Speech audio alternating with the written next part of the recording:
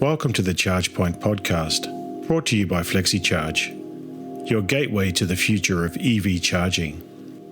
In each episode, we dive deep into the world of EV infrastructure, offering insights and perspectives from industry leaders, innovators, and the people at the forefront of deploying charging solutions and networks. Join us to explore the exciting developments that are accelerating our world towards sustainable mobility.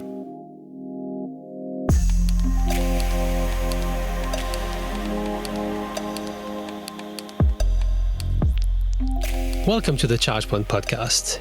This is the second episode in our special series of interviews with energy retail professionals driving the shift from petrol to power.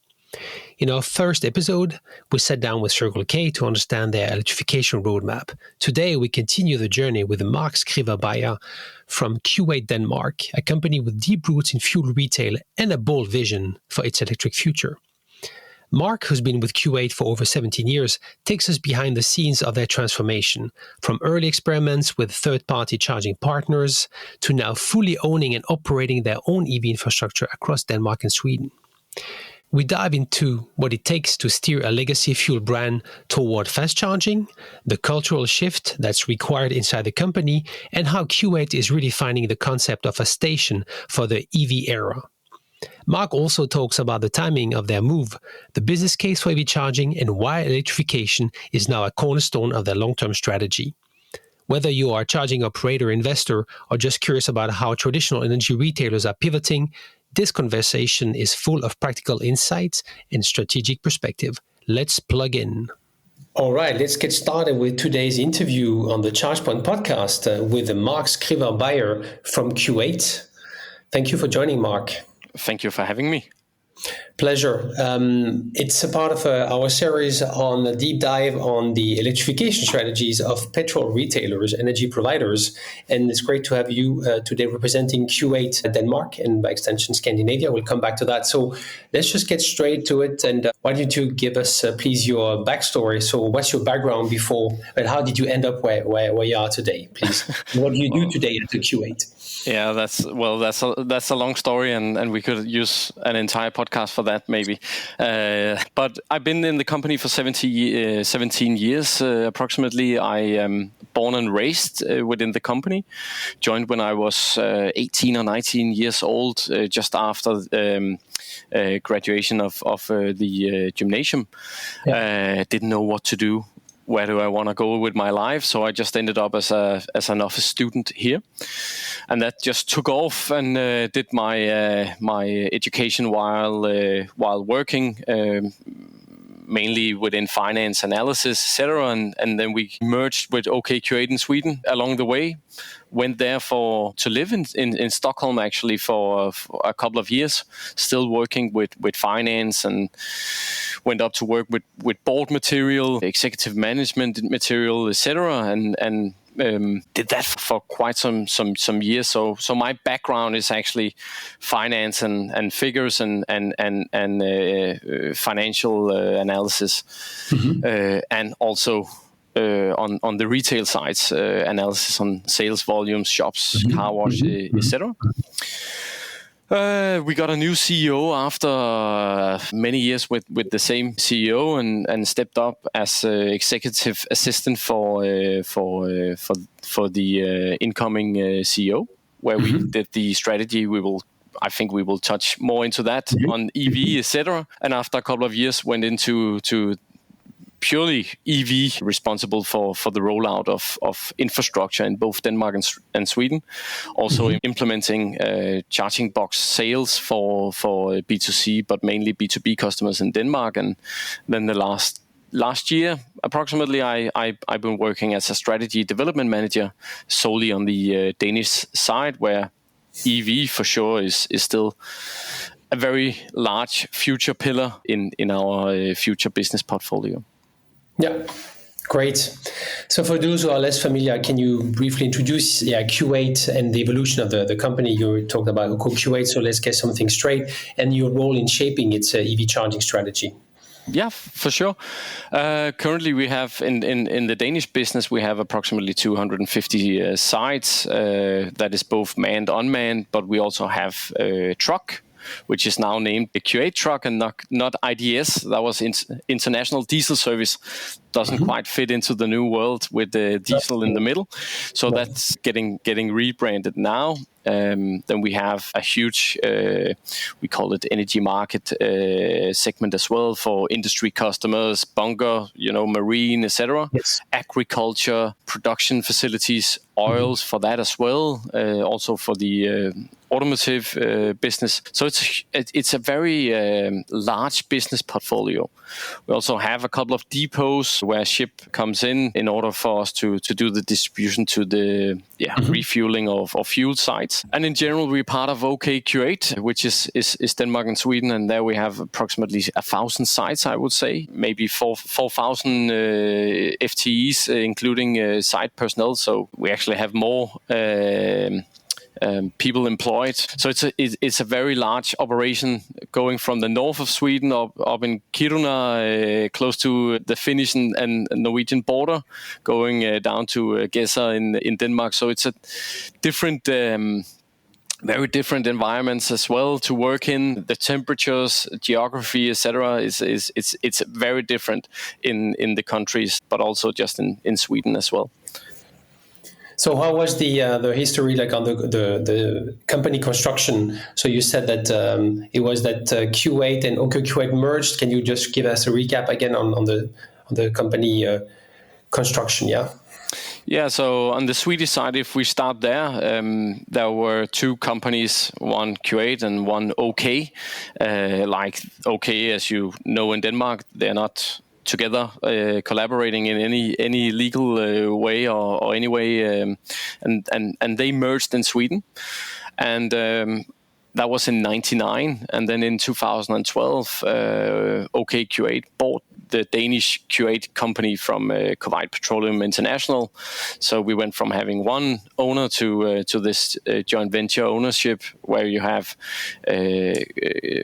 Kuwait Petroleum International on one side and OK Økonomisk Forening, the Swedish company, on the other side. And that actually works very good and solid ownership. Yeah. So let's talk about the journey to electrification, and since you've really been at the heart of it, so tell us about the strategy work. When did it start? What was?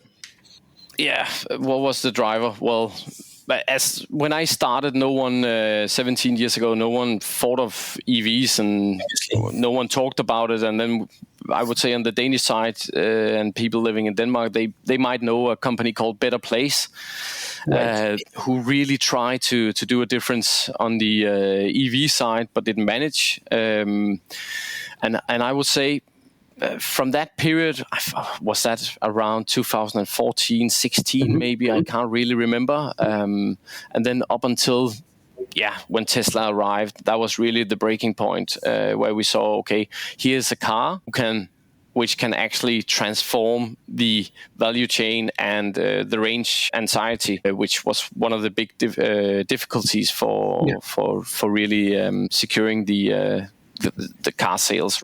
Yeah. So we changed the CEO. The new CEO came in 2018, and for sure we needed to sit down and say, okay, which environment do we foresee for the next couple of years, and create a corporate strategy. So we looked at the clear policy signals. They were actually getting more clear with subsidizing of cars, huge political movements regarding EV, but we also... Yeah, in 19 in Denmark, there was a huge win of coalition and the promise to deliver a 70% reduction of CO2 emissions, right, on a national level.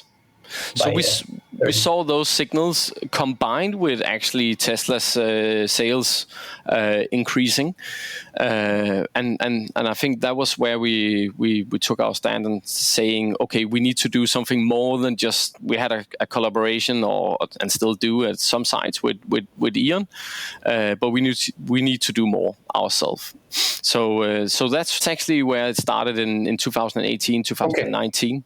So you mentioned E.ON, so you had a collaboration where they were exploiting some of the locations for you? Yeah, so we rented out parking space, and that created an offer to the customers at our sites, just trying to get a feel and touch what is this, to just learn what does this mean. Yeah. I heard it was a bit similar to discuss with Hagir from Circle K. I think they also made the experiences working with the pure players. Unity or something, right? Yeah. Which is exactly a very good idea to do it. Did you get some insight? Did you have some exchanges? Were they reporting a little bit on how it was running? Was it part of the... I'm just curious, whatever you can tell me, but I'm really curious. It was a small-scale operation, and we didn't exchange that much. We could talk to our site managers and get the insights we needed, but we were still waiting for the big ramp up of EVs before us going into the market completely, and that's what we saw around 2018, 2019. This is the time we need to act now in order to stay relevant in the future. Yeah, exactly. Yeah, well, it's really interesting. And as new incumbent on this segment, at least, say, okay, when do we go in? You don't want to go too early, but you don't want to miss the train either. So, but tell us a bit about the kind of cultural journey, or the adaptation for a petrol retailer to go into a completely new segment. Yeah, that's actually, I think that's a part you cannot underestimate, because we've been a fuel retailer for many years, and it is our core product and our history, right, to sell gasoline and diesel, and how do we change that perspective that we are an energy company? And I think DC charging, that is very easy for people to understand, that it's still fast charging. You need to get into a site, and it's actually the same customer journey. We're trying to replicate. Yeah, I'm trying to replicate, because this is what people know, right? Yeah, it just takes a little bit longer, right? So that's the huge difference. But what we did see is some funny stories, like we created some pure solely EV charging sites, and I got the question internally: is that a site? Is it like a manned site, or is it an unmanned site? Is it really a site compared to the traditional business? And you need to adapt to that and say, yes, for sure, that is a site equal to the other sites. But you also have some internal discussions. I think that goes for any company, surrounding company cars, range, etc. So I think it's quite normal for us to have these conversations, but and that reflects society, right? But it's quite interesting to be part of when you're trying to be an how can you say, entrepreneur within an old company. And if I can just make a funny anecdote as well on the customer side, we actually in the start we wanted to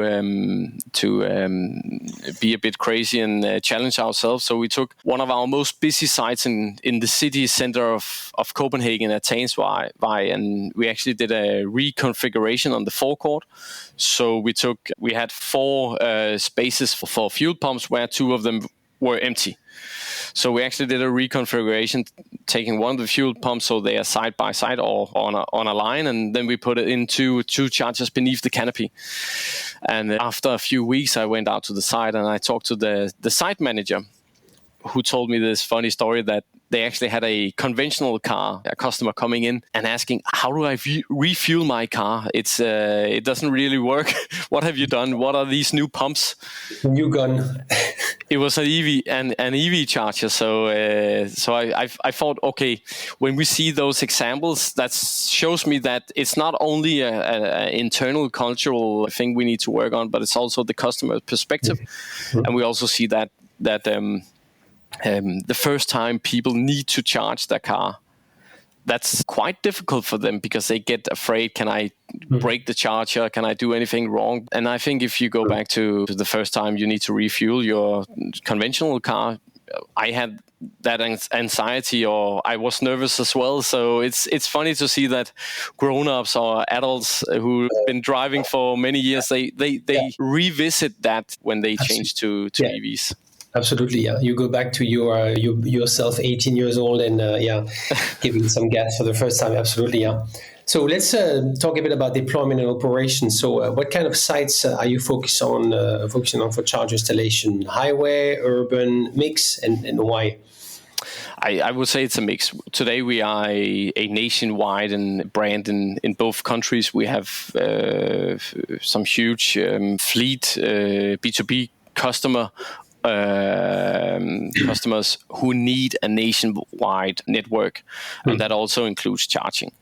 I would also say that it is a bit different since you can charge at home or at your workplace or on the street. You can't really do that in the conventional core business.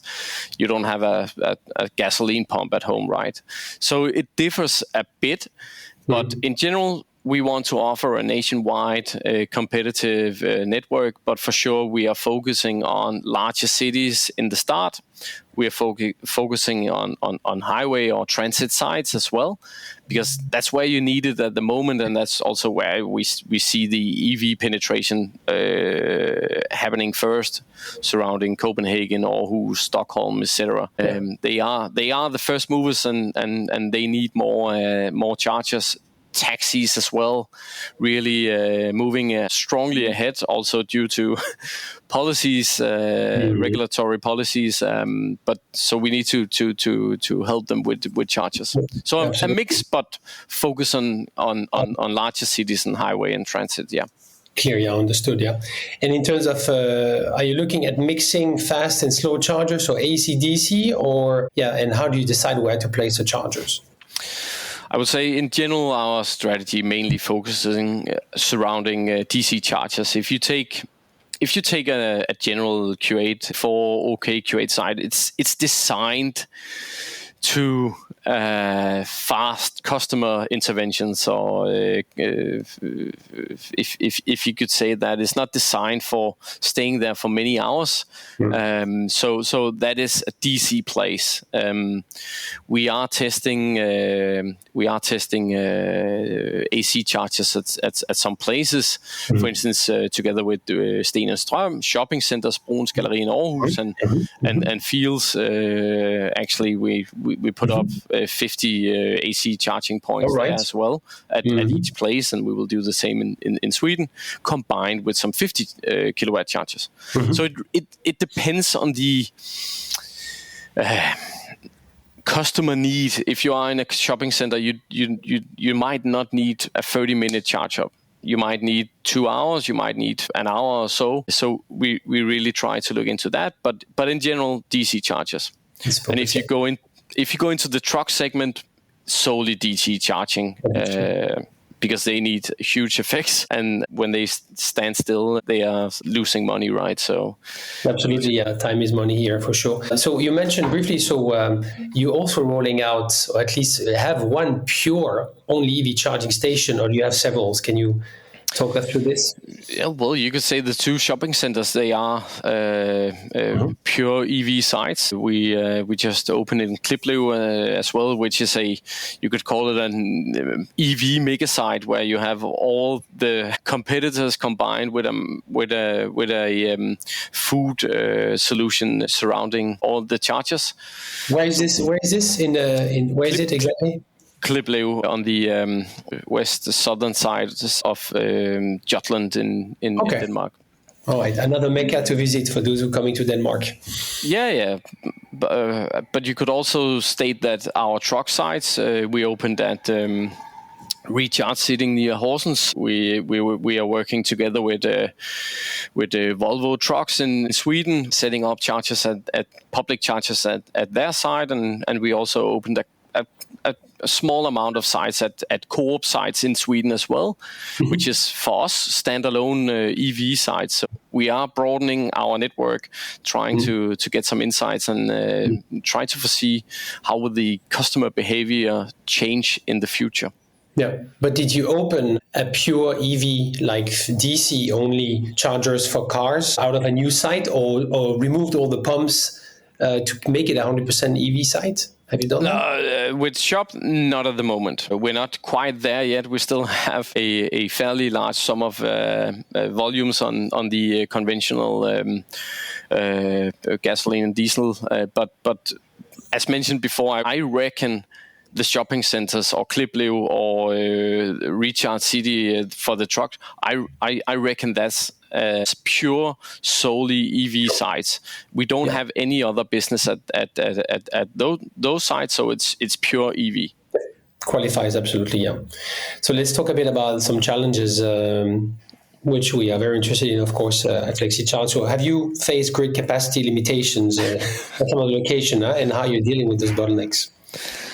I think no one working with EV hadn't met grid capacity challenges. It's a worldwide phenomenon. We were a bit naive when we started, but we learned to be more foreseen and proactive in this matter, applying plenty of time before we need the grid capacity, right? So it is a challenge. It still is a challenge, and we try to work closely with the suppliers in order to get the grid as fast as possible.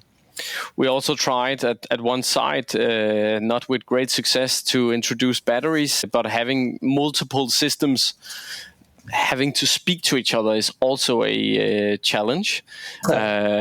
Now we got the grid capacity, so we removed the battery and are testing batteries at a site where we do have the grid capacity, so it won't be a bad customer experience, but we will learn how to manage multiple systems and vendors working together in order to be able to move maybe a bit faster while waiting on grid capacity. Yeah. But there's a few handful of companies out there. Of course, we're one of them. So you know where to find us when you want to test that. Interesting. Yeah, I was about to ask you about the battery. So that's covered. Yeah, very interesting. And in terms of load management, dynamic load management, I mean, maximizing, or are you usually going for 1-to-1 utilization rates, or do you try to get more out of your grid capacity to have more chargers than what you actually could have? It's very individual per side. I would say for truck, you can't do that because you need to be able to give the customer the fastest experience. Well, at least that is our strategy. At least that is for the trucks segment. I would say for passenger vehicles, it's a bit different. You can work with load management, and you can also do it in different phases, right? So if we see a site exceeding expectations or really rising in sales, that's where we can jump or get a head start. We can apply for more power, but we can scale, introducing more chargers, reducing maybe the total experience a bit, depending on how many cars there is, but using load management while waiting for the grid capacity. So in order to trying to do both and manage, but load management is very good, especially waiting on if you do have some capacity and you are waiting for more grid capacity. Absolutely, yeah, exactly. So let's talk a bit about business model and profitability to the extent you can share some figures or some feedback at least. So how do you view the profitability potential of EV charging in comparison, you could say, to traditional fuel cells, right? The overall appreciation. I would say it's a long-term game. The capital investments versus the direct return on investment short-term is not the best business case. You do this in order to maintain relevant short-term, but also especially on long-term. The competition levels are very high, especially in Denmark, where we have plus 20 DC competitors, right? And you can see that on prices just striving down a few years back, for sure pressuring margins as well. It's good for the consumers. But I think on the long term, that is our perspective that it will be a good market to stay in, just as regular fuel has been for many years since in both markets, right? But I see it we see it a bit like different phases. So when we started back in 2020 with the plans, we got the first charger on board or live operational in 2021, and that phase was just about, you could say, a race to the moon. Everyone giving new huge figures on how many chargers they wanted to set up, and each competitor had to say more crazy numbers than the other, right? Yeah. And at the moment we are I think we are the largest DC actor on the Swedish market in terms of number of sites, and we are relevant in Denmark. Closing in on almost 300 sites and plus 1,000 charging plugs on the last 4 years. And that means we're going into the new phase, which is the operational phase, where you also need to ensure that everything works and still scale. And lastly, and we don't know when that will happen, we've seen some cases, but there will be a consolidation phase as well. Personal opinion, I don't think there's space enough for plus 20 DC, huge DC competitors in the Danish market. No. It's too many competitors, and someone will be eaten or bought by someone larger or smaller. Depends on the capital backing from owners, right?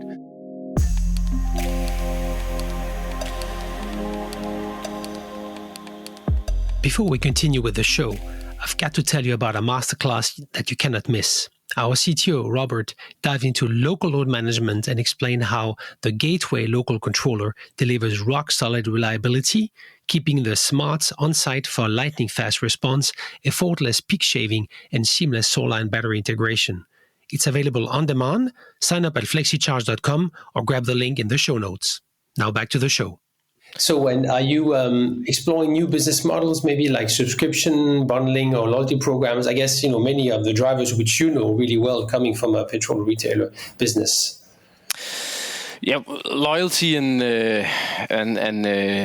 good customer relations is something we have been doing for many years. I think at the moment we're working with our traditional Q8 fleet card, ensuring that the B2B customers who still have a mixed car fleet. So they still have conventional cars. They might do some HVO on some of the diesel cars, and then they have some pure EV cars.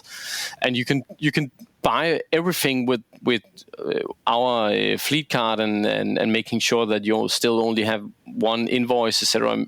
Making the administration very easy. So that is our hook at the moment, and we do see competitors doing having other business models, which we are following and looking into for sure. But at the moment, we are doing what we been doing for many years. We also introduced the first card payment terminal in Denmark and Sweden, it was also an interesting story where we had hardware suppliers saying, why do you want to go that way? And they didn't want to proceed with us because we were so keen on having the payment terminal. And now it's luckily a standard for EV drivers going to a DC charger, right? So that's also something which we're quite... in terms of user experience, for sure, Maybe not on business model, but more on the user experience, to create, as you said, this loyalty, where you don't have this loyalty program only on electric, where you get points or it's part of the classic card. So it's more B2B offer. You don't have anything on the B2C right now yet. No, we have the app, and yet to come with our traditional fuel card as well. The app also gives offers on the shop, etc. So yes, okay. So we have car wash. Yes, of course. And we have car wash subscriptions, etc. So just another funny detail or story is that all the old school traditional ways of working for us, it's quite funny to see how they can revolutionize a new industry. So, for instance, the payment terminal, that was revolutionizing in the EV industry. And you say, how can it be that? But also just showing the price in our price signs. On the total. that was also like, wow, when you go into the Facebook groups, etc., like, wow, look how they're working with the pricing, and it's so easy, and it's just like traditional fuel, just by being transparent. And the latest thing we introduced is actually having a PIN code on the fleet card, ensuring security for our fleet customers, right? Because today you just have an RFID card, you can just blip it, opens up for fraud. And when our B2B customers, they scale their own EV car fleet, they won't accept the lack of security. So that's also been something we're working on, and that's where our old school tech really can revolutionize a new market in some way, which is quite interesting in my perspective, at least. Yeah, absolutely. Intellectually, it's interesting to see established technology that can have an impact on new segments, which is coming with a different stack approach. Yeah. So you mentioned a bit, we talk about trucks, so truck charging. How are you looking at the business opportunity of depot charging? We're looking into that. What we do see at the moment is that it's very expensive for our customers to buy the trucks. They are more expensive than a regular truck, but it's also expensive to get the grid capacity, and then you have to buy some expensive chargers as well. So it's a huge investment for our customers, and we're trying to help by maybe doing the financing and setting everything up, etc. Yet again, it's not new to us. We do this with the diesel as well, where we have a tank at the customer facility, and they just go and refuel their conventional trucks just with diesel. So we just need to exchange it or set up an EV charger just next to it. So it's nothing new. It's just regular normal business for us. It just happens to be a charger, right? Yeah, I mean, on paper, you're right. But then we know in reality, there's more than just exchanging the tank or putting some charger, right? I mean, you said grid capacity. I mean, and connecting two energy sources. Your tank is disconnected from the PVs, the solar panels on the roof. They have nothing to do. Suddenly, if you come with chargers, then you also can leverage the solar energy, right? So I mean, do you see the competency at your customers to drive the projects? Are they recruiting people that you can talk to, or are they completely clueless and they're just doing whatever you come up with? I wouldn't say they're clueless, and it really depends on the scale of the company, right? If you take some of the big transport companies, they have departments working with this, huge facility departments, knowing they've been working with solar panels for many years. But if you take us one of our smaller companies, we might need to help them a bit more. But getting everything together, and you know that as well, that is the hard and the crucial part as well, because that's where you make the real money, or you can increase your return on investment on the business case, right? And that is the tricky part. But I think along with technology and knowledge transferring and different companies getting together, it will be more seamless for the customers as well. We're trying to start just with the first step. I think that's the most important on trucks. Just get one charger, just get one truck. Yes, get started. You will get familiar with the technology and everything, and then we can scale from there. So that is our biggest advice at the moment. That's where it feels like the market is for sure. Yeah, for now it's learning, but we know that it's about TCO, right? And once the TCO will be below, it's just it's going to be accelerating. And yes, it needs to be plug-and-play solution, seamless. Otherwise, it's going to be again a nightmare. You cannot have all transport companies having huge departments, as you said. Maybe one specialist, but the guy who's been buying the oil, filling up the tank, is not maybe doesn't have the understanding of managing energy on a site of many megawatts sites, right? No. And just as ourselves, they also need to learn, and they will be upskilled along the journey, right? So absolutely, exactly. Huge upskills to electrician kind of basic knowledge. Yeah. All right, so let's come back a bit to the customer experience and behavior. I think we discussed when we prepared the episode about this performance challenge, right? You're coming from a culture, you told me, where it works every time. You come to the petrol station, your car needs to fill up the tank, it works. Of course, that's your obsession 100%. So how do you deal with an energy distribution service where 100% success rate does not yet exist? Yeah, I think this is one of the challenges where we threw ourselves directly into to answer the question, how can we ensure high reliability, because that will, at least in our opinion, really be something that will secure a good customer experience as well. Everyone else, I think, had some challenging chargers as well, and we seen error rates from 2% to 25%. We also had chargers just seems not to work, and how do you work with that? I think just by looking into the amount of data which you can receive from the chargers versus on the regular fuel, that's also something new.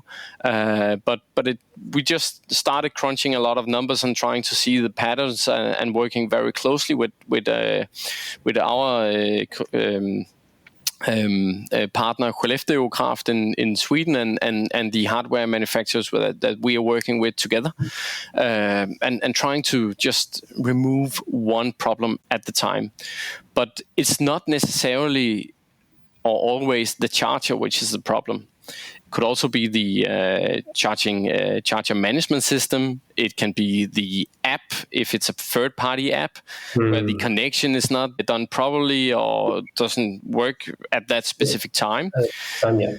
It could also be the information on the charger where the customer journey is not clear enough. We actually try to put up some to see, is there a dark number, which was quite interesting, because we also learned that our sites are used for dropping kits or exchanging kits if you are divorced or something, and they use the parking spaces there. So how do you remove that from the numbers as well? But what we realized is that, and we can see it on the clips, there is also a dark number. And I think everyone has dark numbers where people, they go to your site, they can't get the charger started. They move the car to another charger. They don't succeed there either. And after 20 minutes, they get impatient and they drive off. So how do you ensure that the communication to the customer, or the which button do I need to push? How is that clear enough? Yeah, do you put the plug first, or do you press the button on the app, or do you tap the card, or those things? Yeah. So there's a huge range of possible issues, or where it could go wrong with the charging experience or journey, so to say, right? So it's still something we're working on. We gone very far. Our reliance is one of the highest, I would say, in the EV areas. So since we are looking so much into it, right? But it is challenging. Hardware might not be made for the Scandinavian weather, where it can go below minus, and then the day after it's +5. And the humidity, etc. The charger might not be made for that environment. So how do you change spare parts in charging manufacturers who just stops their business without mentioning names? Yes, absolutely. Yeah, that's also a challenge. Yeah. So. And that's quite interesting, because we don't see that in the regular market, right? So it's just different operational challenges. It's exciting to. It's not that exciting when it happens, but it is exciting to be part of a journey where you've been on the journey from the start, right? Yeah, and we expect all, right, in this industry that we'll get to 100% eventually. So it will just work every time. I mean, it has to. Otherwise, it can never be the full market rollout that we all hope and want it to be. So connected to this, so how is the EV driver experience maybe shaping how you redesign your station or layout of services? What's been the impact that you have started to see or think you would it would have? I think in the start we we did it as many others. It's also a space issue here on our side. So the EV chargers were set up in the side of the of the space that we have, moving more and more towards the beneath the canopy, right, closer to the shop. That also comes from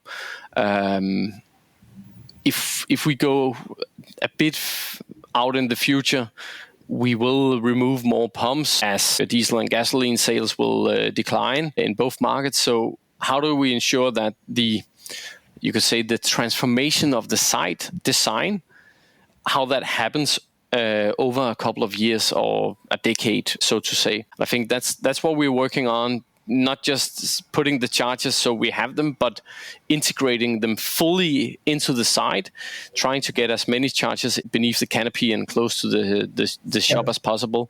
But there is a space limitation. There can also be a limitation regarding closeness to tanks underneath the ground, safety parameters, etc. So, and that's something the customer doesn't see or are aware about. So I think it's a very easy area to complain as a customer. Why are we not beneath the canopy? But there might be some technical reasons or security reasons at some points. But yeah. Yeah, and in terms of services, any impact? I mean, people are people, right? They want to eat, they want to drink, they want to wash their car. Toilet. Toilet, of course. Yeah. Yeah, so we have a broad range of services. We see many people coming into the shop, getting a coffee, getting some water, food, etc., or just some sweets for the family. Yeah. But we also see many people just sitting in their car, having a personal space, because we started working a bit with we need places to where we can have the customers to sit and enjoy the meal, etc. But what we actually see in real life is that many people just go out to the car, eat, work, take a business call, watch some Netflix, a movie, maybe play a game on their iPhone, iPad, whatever they brought along, and have the personal space. So that is the challenge for us, or what we need to really solve. How do we get people moving those 10 meters from their car and into the shop and buying something? Yeah, exactly. Yeah. What would make them say? Because I was about to ask, when you talk about the return investment on electric charging, is that people would maybe consume more because they are longer time. So the first coffee is done, then maybe you want something else. Usually with the pump, you're gone. But now here you're still there because it's 20-25 minutes. So then you will consume more. Do you see a pattern on your retail consumption from EV drivers? Yeah, I would say that in general, but it also depends on the customer. So if you take taxi customers, they don't consume more than they did before necessarily, because they are at our sites that often, so they refill their coffee and use the toilet, etc. But especially the family trips or the longer trips, we do see that you snack a bit more, which is good, because we have great Starbucks coffee, etc. So you can have a very nice journey going from the north to the south or east to the west, etc. Absolutely, yeah. So let's one of the last question about how you're looking at ways to integrate maybe solar. It could be PPAs. It could be flexible tariffs or energy trading into the network in the future. Yeah. How are you looking at it? Yeah, I think this is simply the next step. We are still focusing on rolling out and Reliance, and now we're testing a battery as I mentioned in Sweden, and we need to move ahead. The issue with solar is that you need quite a space to produce enough solar to power huge DC chargers. We don't have that on our sites, but we do own a solar company in Sweden, and we have solar parks in both Sweden and Finland, for instance. So that's like making exactly. Yeah. Parks, right? So Yeah. So we are already working. We just need to integrate it into the EV business as well. So we are already on that track. Yeah. And on the energy trading, is it something also you started to look at? Yeah, especially on the solar part, but yet again, we do have a collaboration with Q8’s, who is an energy provider in Sweden, and they are world class at this, and that's why we are partnering up with them. We are world class on the end user experience and payment systems, etc., operational part, and they are world class on the energy part of the supply chain. So we are catching up, and they are helping us greatly on this matter. Yeah, absolutely, yeah. Yeah, it's definitely a good combination to work with them. All right, rounding off. So, where do you see your Q8 and Q8's EV charging network in, let's say, 5 years, and what will be defining success for you? Yeah, what will that be? That is the big question, right? I think we want a comprehensive, competitive, and reliable network. That is solely the most important thing. We need to keep our rollout process going as smoothly as possible, ensuring that we have plenty of chargers out there, both in terms of numbers, but also sites. We need to upgrade sites, etc. And then the reconfiguration of the forecourt, we talked a bit about. Manage that in the next phase when we are upgrading sites where we see sales rising. Basically, we just need to secure our future position, right? Ensuring that we are competitive and that we are relevant to the EV drivers on the road, and then take the possibilities, explore the possibilities which the new market gives us, and hopefully we will be here for many years.